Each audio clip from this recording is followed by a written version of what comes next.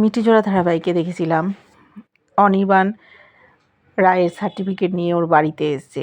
রায় অনির্বাণকে দেখে খুব রেগে গেছে, বলছে তুমি এখানে কি ব্যাপার? বললো এই যে তোমার সার্টিফিকেট দিতে এলাম। বললো দাদাভাই বললো আর তুমি সাথে সাথে চলে এলে, তুমি এখান থেকে চলে যাও, আমি তোমাকে একদম সহ্য করতে পারছি না। অনির্বাণ অবাক হয়ে গেছে, বলছে এই আবার তো বলবে সরি, ক্ষমা করে দাও, এই শব্দ দুটো যদি আমার ডিকশনারি থেকে চলে যায় তাহলেই আমি খুশি হই। ওকে দূর দূর করে তাড়িয়ে দিল।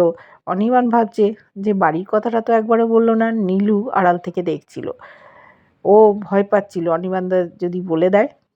বৌমনি এসছে, বলল ওকে তুমি বসালে না? বললো না, আমি ওকে একদম সহ্য করতে পারি না।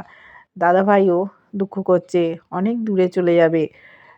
আগে যখন বিয়ে হয়ে এই শহরেই ছিল তখন যখন খুশি আসতো, কিন্তু এত দূর থেকে ইচ্ছে মতো আসতে পারবে না।